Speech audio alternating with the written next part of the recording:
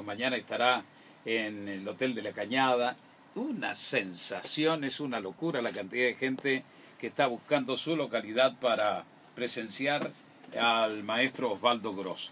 Dice en este libro fabuloso que tenemos en nuestro poder: el chocolate se origina de una fruta tropical y sus características de botánica, geología, crecimiento y maduración, geografía, cosechas, elevación del terreno, amplitud térmica y otros factores forman parte del terroir o terruño. La natural riqueza del cacao estará determinada por estos factores sumados a las prácticas del cultivo y las cosechas locales, ofreciendo un abanico muy extenso. Durante años se trató de estandarizar todos los sabores para garantizar una oferta constante del mismo producto, pero esto cambió. En los vinos y en el café se habla de vinos de tal o cual plantación o de cultivos hechos a una determinada altura o provenientes de una cosecha específica. Factores similares regulan los chocolates obtenidos con distintas cosechas de granos de cacao. Para comercializarlos se les otorgó la calificación de chocolate de origen a los que provienen exclusivamente de un país. Ecuador, 64%, por ejemplo, o de una región. Bueno, y estamos con el autor del libro, don Osvaldo Gross, que nos cautiva realmente. Yo quiero comentarles, y hace un instante, y hay que ver la cantidad de catalanas que están enloquecidas con el libro. Qué bueno, no ¿no? lo consiguen allá y por ahí le sacan una fotocopia que no está bien, Opa. pero de todas maneras Ronnie. a falta de pan, buenas son tortas, querido. No le gustó el comentario a Alberto. Las fotocopias. ¿Qué tal, Osvaldo? Bien, muy bien. Buenas tardes. Bueno, Osvaldo, ¿usted a qué se dedicaba originariamente? Yo originalmente en la Universidad de La Plata estudié licenciatura en geoquímica, la química de los minerales. Esto no tiene nada que ver con el chocolate. No tiene nada que ver con el chocolate, ¿no? ¿Y por qué se vincula con el chocolate? No, yo después hice un giro en mi carrera y me empecé a dedicar a la gastronomía, me sentía atraído y bueno, y por otro lado porque en este país a veces ser investigador es muy difícil. Y cuando vi todo el rubro gastronómico, lo que más donde más me sentía cómodo era la pastelería, justamente porque todo era muy exacto, era como en la química. Y entonces empecé a desarrollar la pastelería y después, bueno, dentro de eso el chocolate es una de las grandes ramas donde uno puede expresarse muy bien. Entonces, son como mis dos amores, ¿no? La pastelería de base, esa que sienta todas las técnicas y principios, y por otro lado el chocolate. ¿Y cuál fue la primera experiencia? ¿Cómo se vincula? A través de figuras de chocolate, porque yo el primer trabajo de pastelero tuve en un hotel 5 estrellas, y entonces ahí venían... ¿Cómo llega a ese hotel? Cuéntele a la audiencia. Fue un poco gracioso porque en realidad fui por un amigo que me invitó a conocer el hotel antes que se inaugurara, un hotel en Buenos Aires. El Hyatt. El Hyatt, en esa época. Y entonces, cuando voy a hacer la recorrida del hotel todavía en construcción, me encuentro con el pastelero que hablaba francés, yo hablo francés, entonces él me dice, yo te voy a hacer la recorrida. Hicimos toda la recorrida y después me dice, ¿cuándo empezás a trabajar? Le digo, no, yo trabajo en un laboratorio y a veces hago algo de clases de cocina, pero nada más. No, quiero que trabajes conmigo porque yo voy a quedarme un año acá, no pienso aprender este idioma español, así que necesito a alguien que traduzca francés por un año.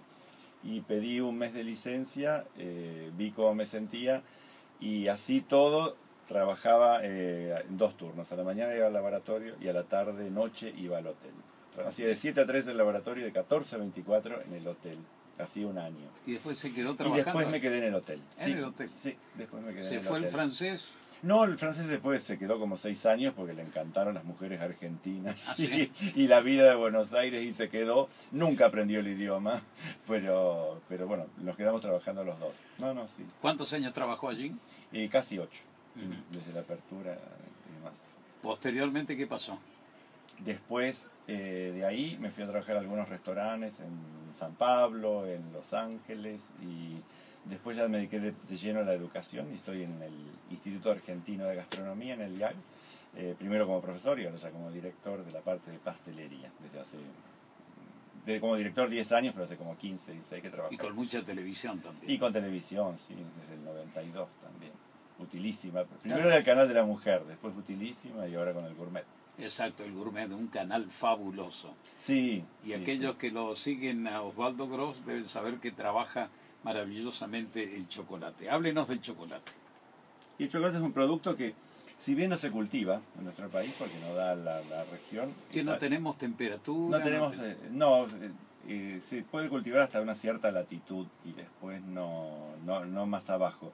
Entonces quizás en Misiones o en Salta pueda cultivarse, pero no fructifica después. Entonces, por lo menos de Bolivia para arriba. Y, y entonces, pero sin embargo forma parte de las golosinas desde que uno nace. Y es así como el chocolate era solo una golosina y por ahí formaba parte de alguna torta o demás, pero sin embargo fue adquiriendo un volumen propio de importancia a través de buscarle esos sabores, como las variedades, como los que hablábamos de chocolates de origen recién y demás, porque es un producto que adquirió una categoría increíble. Como le pasó al vino, al té y al café. Sí, sí, sí. Es la misma evolución. ¿Y la mayor producción de chocolate en América dónde está? En general, Venezuela y Colombia tienen...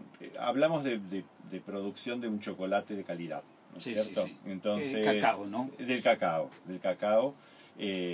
Venezuela, Colombia, Ecuador. Brasil produce muchísimo, pero está destinado a un consumo de un chocolate más masivo, a fabricar un chocolate de no un rendimiento extra. Perú ha transformado muchísimo los campos de cultivo de droga en comunidades que cultivan cacao. Ah, sí. Sí, entonces... ¿Cómo es la planta de cacao? La planta de cacao es muy similar si conocen los mamones o las papayas. Ah, sí, sí. Es muy parecida a la planta del mamón. Lo que pasa es que del tallo, es un tallo muy grueso, de ahí salen las flores y el fruto, que es muy raro, porque normalmente uno se los espera arriba, en la copa, arriba, claro. Sí. Y sin embargo salen de ahí. Y bueno, en una época se polinizaban a mano incluso, porque no... Ah, sí. Sí, después ya se encontraron variedades. Y es así como el cacao se fue haciendo un cultivo que realmente tiene ¿Cuál es el proceso para llegar a chocolate? El cacao se cultiva y sale esa mazorca, se le llama. Adentro, cuando uno la abre, es como una papaya, y para quien no conoce una papaya, es como un zapallo. Tiene todas unas semillas blancas con todo un mucílago, así como una baba. Eso se deja fermentar, porque lógicamente que fermenta en un clima tropical. De ahí se corta la fermentación por secado. Entonces ya los aromas primarios, ya el chocolate, el cacao los empieza a adquirir. Después que está seco, se tuesta. Y una vez que se tuesta, se muele. Entonces ahí tenemos una pasta con un gran porcentaje de grano molido y de manteca de cacao, que es la grasa propia del cacao. A partir de ahí, la manteca de cacao generalmente se retira porque parte se usa en cosmética y parte se usa para el chocolate. Y para hacer chocolate se usa los granos de cacao molido más un agregado extra de manteca de cacao más azúcar.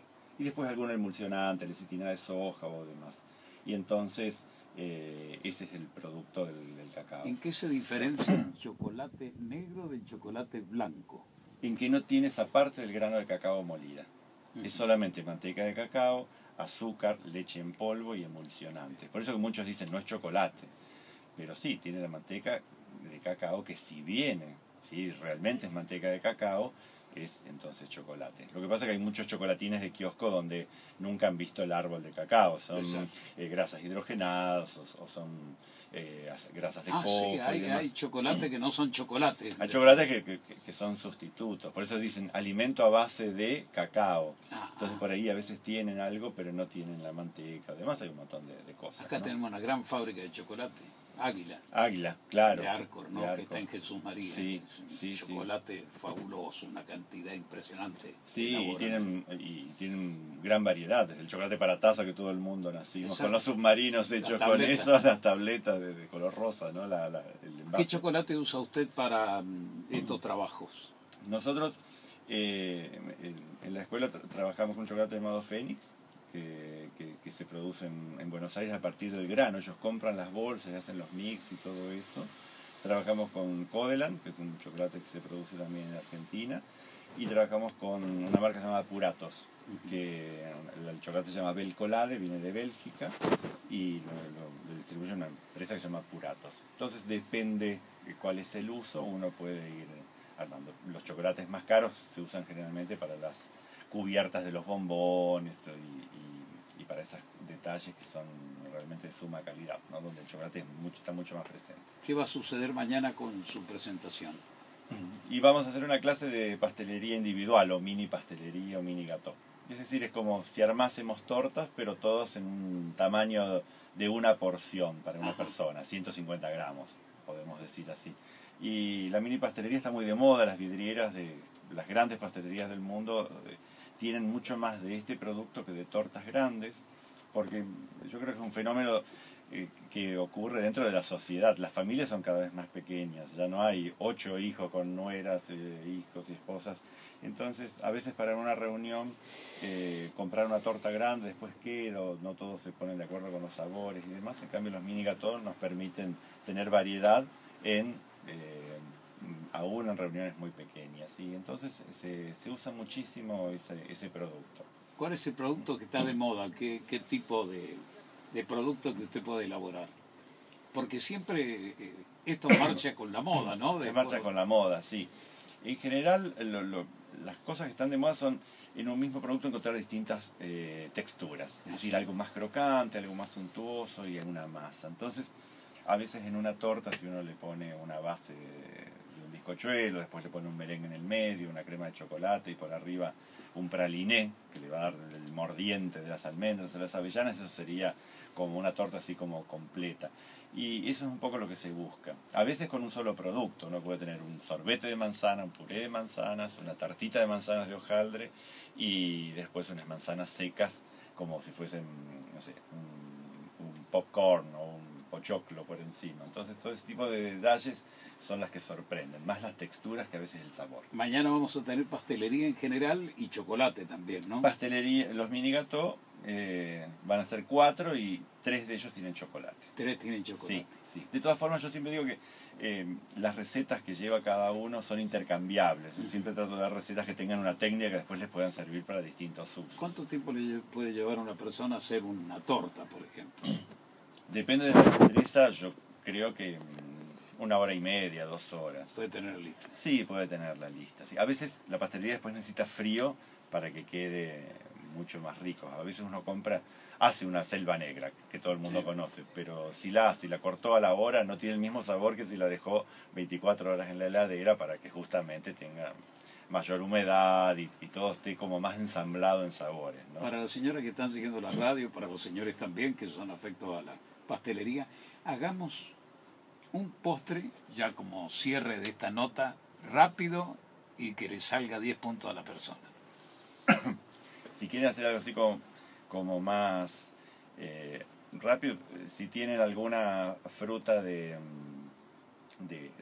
estación, como ahora empiezan las frutillas hay mucho arándano en este momento fresco y demás, pueden comprar un buen helado de una crema americana o de algún mascarpone, y entonces lo pueden licuar esas frutillas con el helado y alguna bebida alcohólica. Lo ideal sería un coñac, un rum o un ron blanco, y después ponerlo sobre una base o de vainillas o de algún bizcochuelo y demás, y entonces lo hacen en el momento y lo sirven y sería como un smoothie o un batido así súper rico y realmente muy muy bueno. Eso no lleva cocción, nada. Eso lleva cocción, así un postre en minuto minuto para quien no tiene demasiada destreza, con solo un mixer o una licuadora lo podría llegar a hacer. Muy bien, lo más complejo lo vamos a presentar mañana, ¿no? Mañana vamos a hacer más complejo. Osvaldo Gross en Córdoba, este sábado 9 de agosto, Teatro Cultural Cañada. Nueva clase de mini gâteau. Mini gâteau. Pastelería en chocolate. ¿A qué hora va a ser esto?